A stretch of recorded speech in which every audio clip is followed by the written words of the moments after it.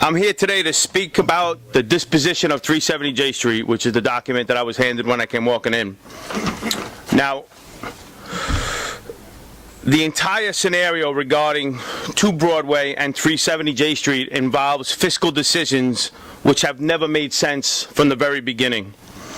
The proposed final abandonment of 370 J Street, which for years was the New York City Transit Authority headquarters, deprives the MTA of an extremely valuable asset, 500,000 square feet of prime office space for which the authority pays nothing. Actually, they do pay something. They pay $1 a year in rent.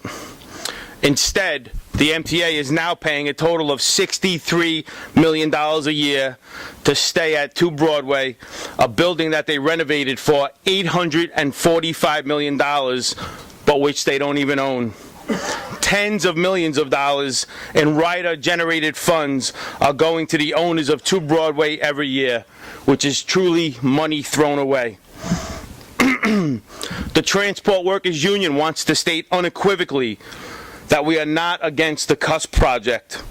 We believe that an innovative educational campus would be a great thing for Brooklyn.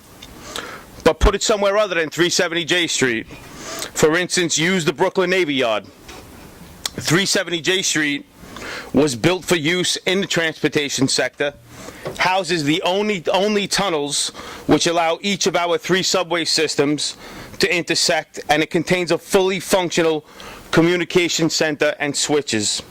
It is perfect for the MTA.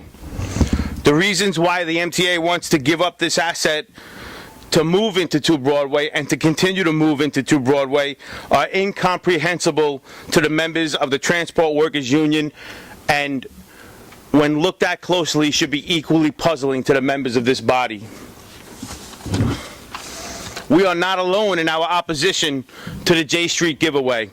Assemblyman Peter Abadi has introduced a bill prohibiting the MTA from giving up a master lease unless it can be shown that there is a benefit to taxpayers in this transaction.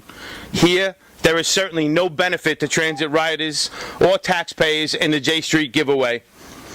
2 Broadway is actually a windfall for a real estate mogul named Tamir Sapir, who bought the building originally for $20 million.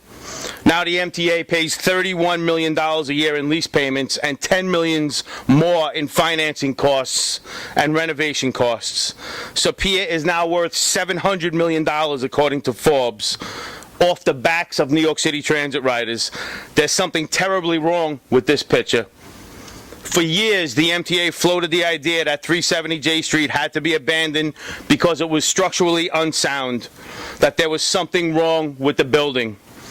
This week's press conference by the mayor and the head of NYU gave the lie to that claim.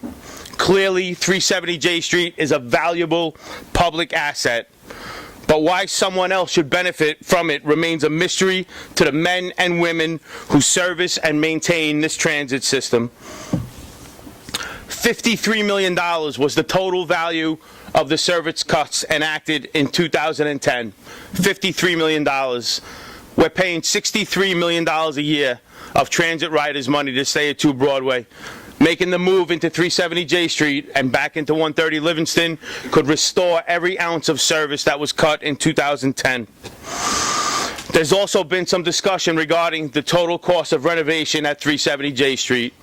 Using the industry standard renovation costs, the cost would be somewhere in the neighborhood of $65 million. But even if it was double that, the MTA would recoup that money by moving back into 370 J Street in 2 years, based on the $63 million that they're kicking out to stay at 2 Broadway.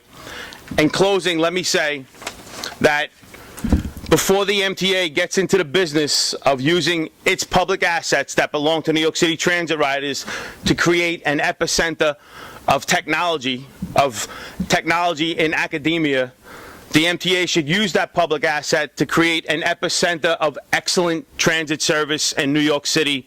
That's what transit riders deserve, and it's there for the taking. Every once in a while, a body such as this has to recognize that decisions that were made in the past were wrong and stand up and show leadership and reverse it. Thank you. Yeah. Money thrown away! Money thrown away!